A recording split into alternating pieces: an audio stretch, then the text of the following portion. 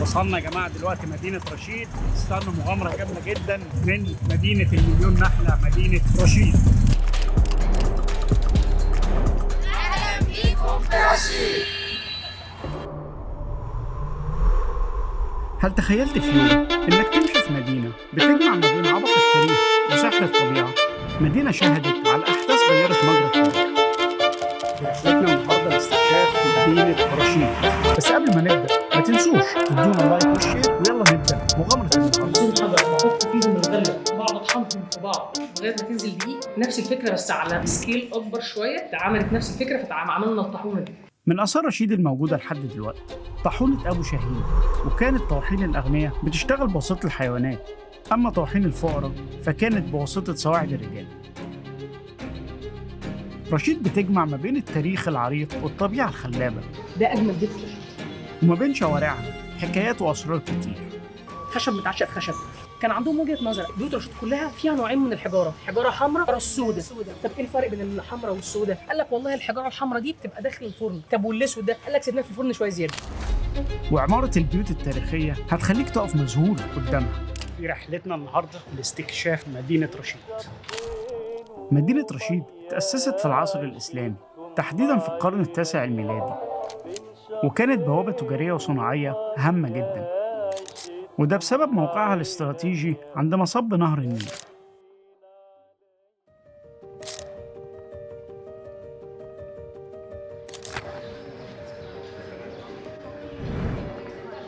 تحفة معمارية بيعود تاريخها للعصر العثماني، وحالياً بتعتبر أحد أهم معالم المدينة السياحية. الجولة دي هناخدكم علشان نستكشف مع بعض أهم معالم مدينة رشيد، وهنبدأها من هنا. شارع بيعتبر أهم الشوارع اللي موجودة هنا، شارع القمصي.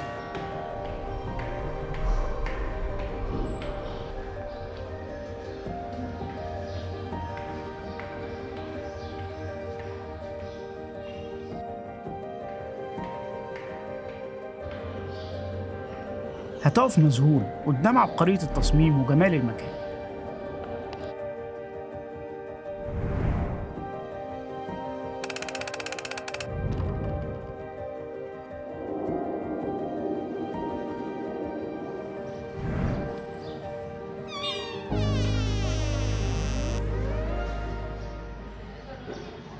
ده بيت القمصلي، ده الدور الثاني. الدور الثاني ده كان مخصص للرجال، كانوا مسمينه السلام. كان كل الرجاله يطلعوا يسلموا على بعض، السلام عليكم السلام عليكم. فبالتالي الدور اللي فوق او الدور الثالث اسمه الحرم، ده للسيدات فقط. ده ما كانش اي حد يقدر يشوفه غير صاحب البيت فقط، مش اي حاجه تاني ولا خادم ولا غيره. اي بيت في رشيد عموما متقسم على طول من 3 ل 4 ادوار. الدور الارضي او الدور الاول بمعنى اصح بيبقى هو في الغالب يا اما مخزن ويبقى مكان فيه الغله، ده الدور الاول، بيبقى ساكن فيه الضيوف يعني والخدم، تمام. الدور الثاني بيبقى للرجال فقط، صاحب البيت واصدقائه، بيبقى دي قعدتهم هنا. في جزء ترفيهي كمان بيقعدوا على التخبوش. نستكشف مع بعض دلوقتي الدور الأخير في بيت القمصيلي.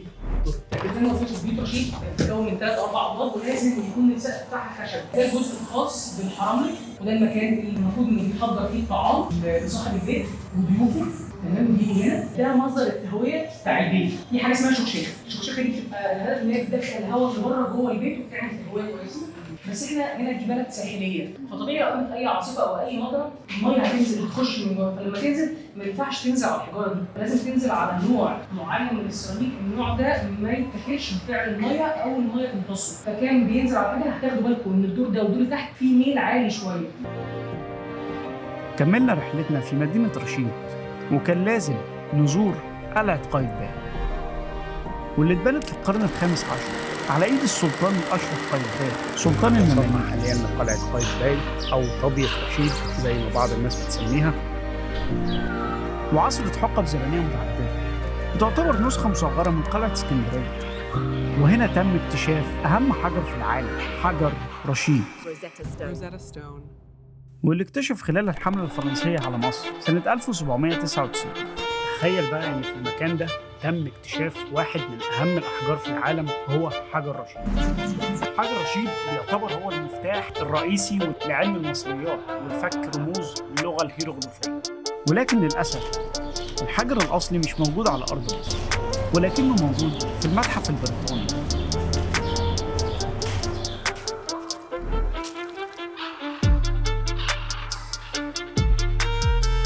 طبعا القلعه مليانه بالدهاليز والممرات السريه، لان الهدف الرئيسي من بناء القلعه دي كان هو لحمايه المدينه من الهجمات من ناحيه البحر.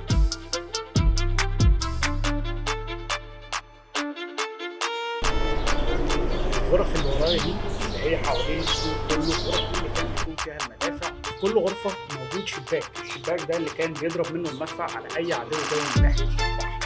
اثناء بناء القلعه تم استخدام احجار فرعونيه لتكمله اجزاء من القلعه. تعالوا مع بعض كده هوريكم واحد من الاحجار دي.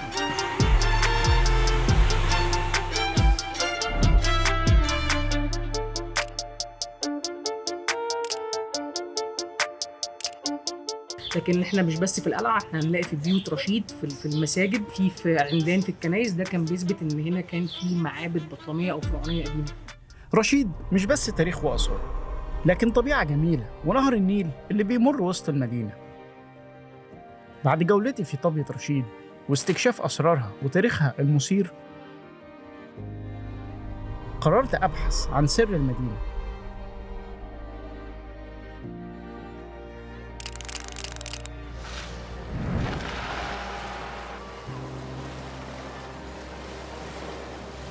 وانطلقنا في رحلة قصيرة وسط النيل. رحلة هتوصلنا لمكان معروف لأهل رشيد،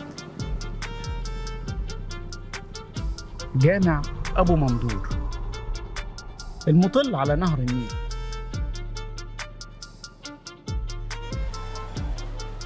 ونتعرف على أهل رشيد.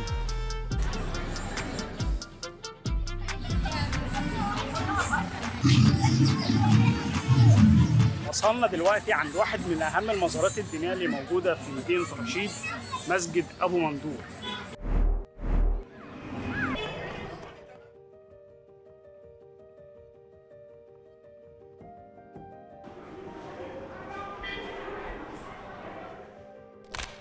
وعرف عنه قوة بصره، ولذلك لقب بأبو النظر، العارف بالله أبو مندور. وصل لمدينة رشيد سنة 991 ميلادية، وعاش فيها لمدة 11 سنة.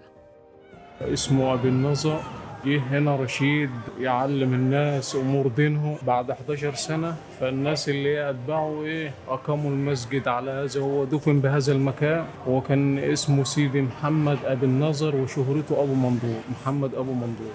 اتجدد في عهد الخديوي عباس حلمي الثاني. في ناس بتتبارك لأن وسبحان الله وكل واحد له مقام وكل واحد له. وتصميم المسجد الداخلي بيعتبر تحفة معمارية.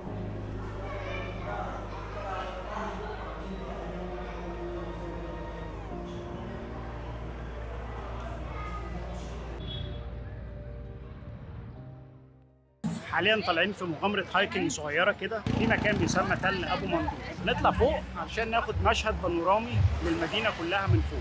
المشكلة بقى في رحلة التسلق دي، انت ماشي في رملة، يعني مش في صخور، لا انت طالع على رمل. نطلع ونشوف الفيو هيبقى عامل ازاي من فوق.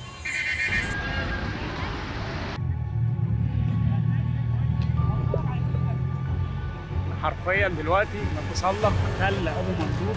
بعد مغامره صغيره لصعود تل ابو مندور، وصلنا بنهايتها لمنظر عظيم من اعلى قمه المدينه القديمه المطله على نهر النيل. كده نكون وصلنا لقمه تل ابو مندور. المنظر بصراحه جميل. في كام مبنى كده قدامي شكلهم غريب، انا مش عارف بصراحه المباني دي عباره عن ايه، ولكن هنروح ونستكشف، لان هو ده هدفنا الرئيسي، نستكشف الاماكن الغريبه والاماكن العجيبه اللي محدش بيشوفها كتير. في وسط التبه العاليه مبنى حديدي غريب الشكل، ما قدرتش صراحه احدد سبب وجوده هنا او الهدف منه، ولكن من ضمن المباني الغريبه اللي لفتت انتباهي وجود القصر العجيب ده وموقعه الاغرب، وكان لازم اعرف قصته المثيره للجدل. القصر ده بقى ليه قصة متداولة كده، ولكن القصة دي حساسة جدا. أي حد حابب يعرف قصة القصر ده يكتب لي في التعليقات عشان أقول لكم إيه سبب وجود القصر المهجور ده هنا.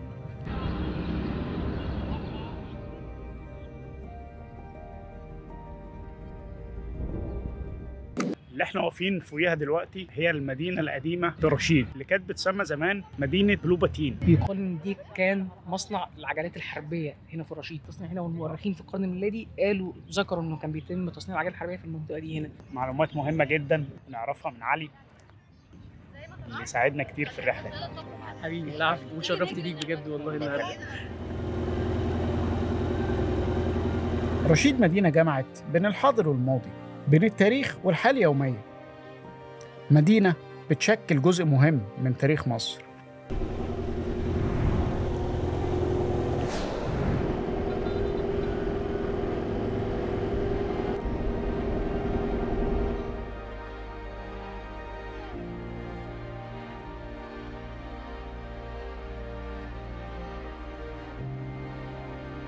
ودي نهاية مغامرتنا في رحلة النهاردة. طبعا مركب في النيل تعتبر من أجمل الحاجات اللي ممكن تعملها هنا في رشيد. يعني مدينة رشيد من الحاجات اللي بتميزها إن هي بس مش مدينة ليها تاريخ، ولكن طباع المدينة هنا ونهر النيل، الأنشطة المختلفة اللي ممكن تعملها تخليك تستمتع برحلتك لمدينة رشيد. ما تنسوش بقى تدونا اللايك والشير الجميل، ونشوفكم في مغامرات تانية من أماكن جديدة حوالين مصر.